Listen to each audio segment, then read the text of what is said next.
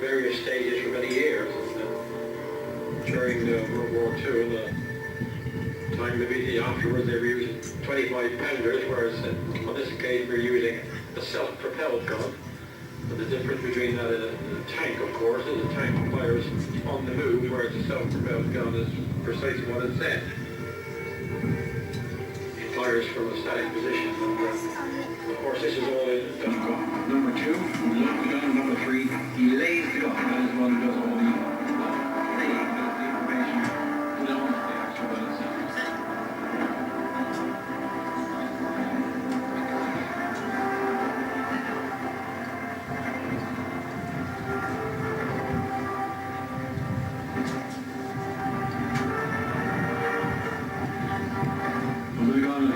Caliber could be several miles from the actual target, and hopefully the people in the armored vehicle on the target would be unaware of what's going on.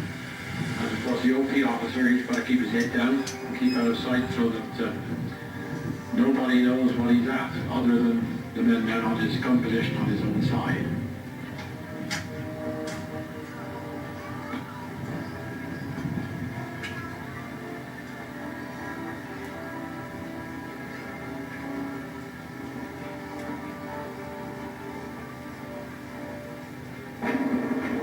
Ladies and gentlemen, there you see the command post is now in action. Probably the fastest in a long time you've seen the 9x9 put up. The armament now is going into action, sorting the ammo out. The ammo is a 105mm self-propelled gun with a range of approximately 16 kilometres.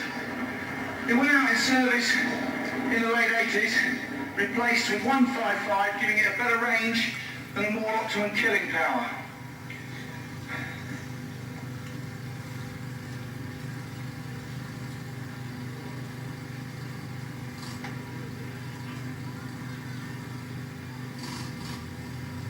Well, now the ambulance's basically there. It's just preparing his ammunition. Got it all hidden away. They're just going to tidy up the debris now. And here we have now what they've come to support, the infantry support of the artillery support of the infantry thrust. Now the rapier crew here, rapier is not here to defend the gun position, it's here to defend the route. Rapier defence is a route defence, so it's defending the route that the infantry are going to use to attack this position. So they're coming through now.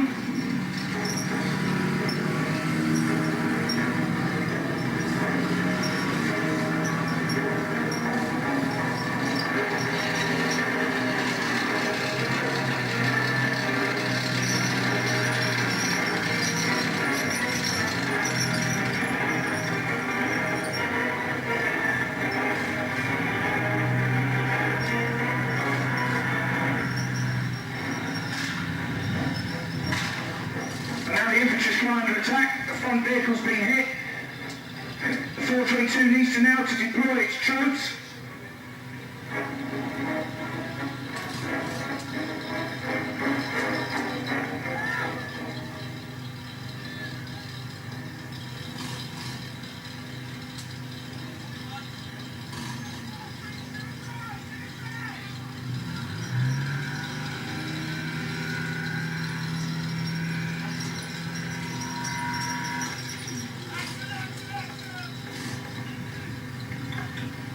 Actually, the troops deploying out the back, straight away trying to engage the enemy. Zero. This is 476 Charlie, contact, right out.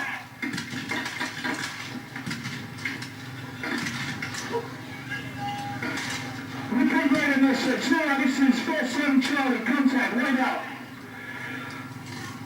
Go, 4 Alpha, this is 47 Charlie. There seems to be a large ball box ahead. Can you engage with? Make a call sign, over.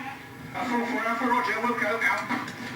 0, this is 47 Charlie. Contact as at 1100 hours. One heavily defended ball box at grid 2, 3, 5, 7, 8, 9. One vehicle destroyed. 2 casualties. 4 Alpha is engaging, over. 0, roger, out.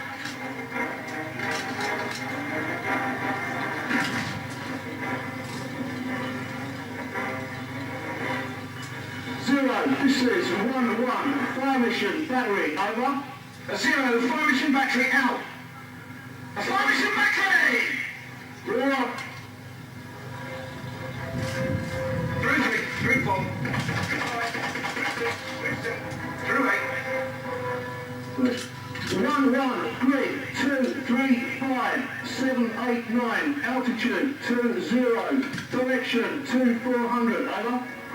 0, grid 235 789, altitude 20, direction 2400, out. 1-1, heavily defending pillbox, at my command, conversion effect, adjust fire, over. 0, heavily defended pillbox, at my command, conversion effect, adjust fire, out. 1-1, report splash, over. 0, report splash, out. 8G, 2.5 square, L85, quick charge 4, number 1, low.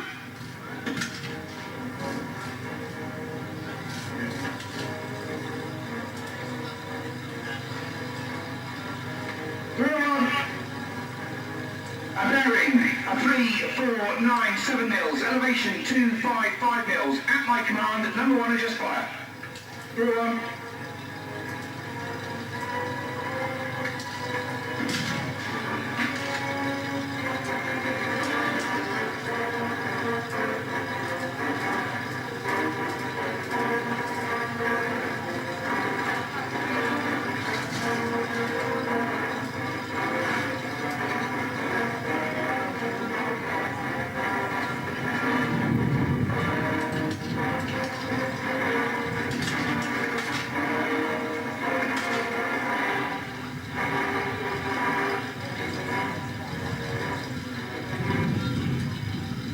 Number 1 ready.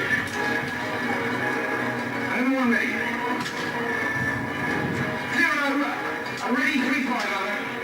1-1, ready, 3-5, out. 1-1, fire, over. 0, fire, out. Another 1, fire. Number 1, shot.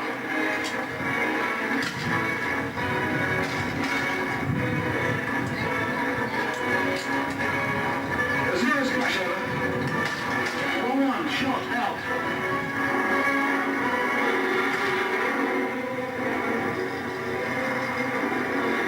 0, splash, over.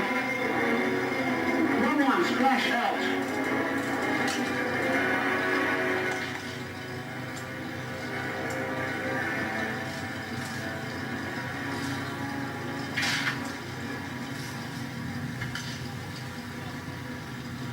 1-1, left, 100, drop 100, over.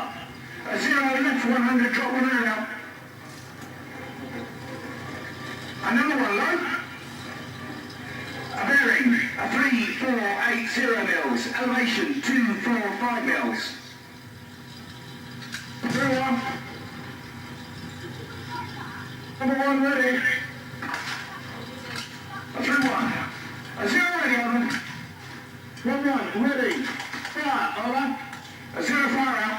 Number 1, fire. Number 1, shot.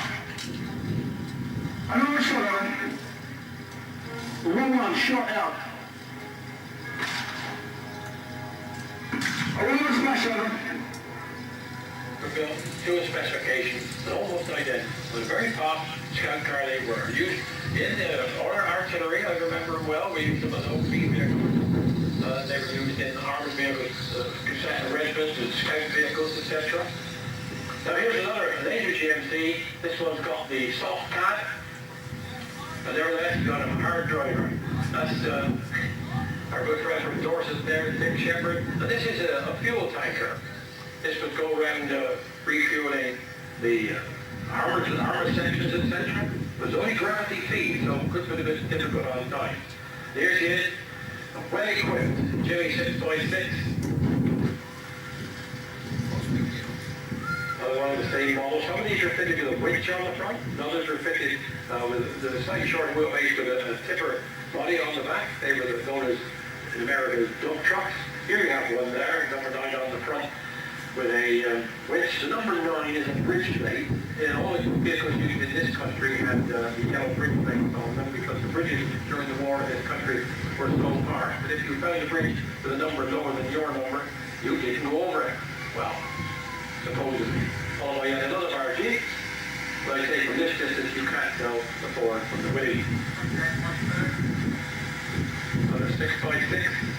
Jimmy there with his blinker on the front.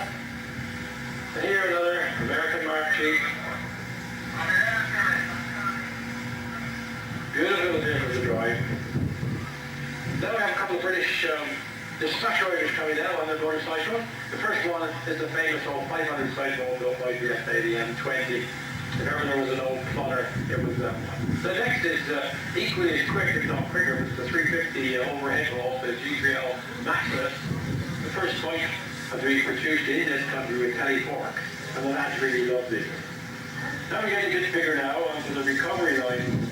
That big Ward of France, recovery vehicle, American, Holmes Gray, and another Jeep in US Air Force. Well equipped Jeep here, ammunition box on the front, no ropes, and fully equipped, ready to go anywhere, no picnic.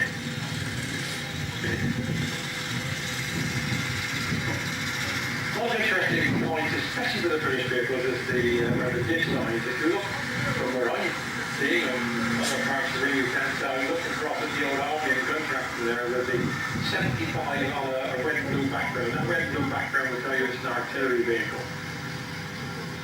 That's the arms of service mark, whereas the other signs, like you've got the Pegasus, shows us the airborne, and there's a W, that was one of the Welsh divisions.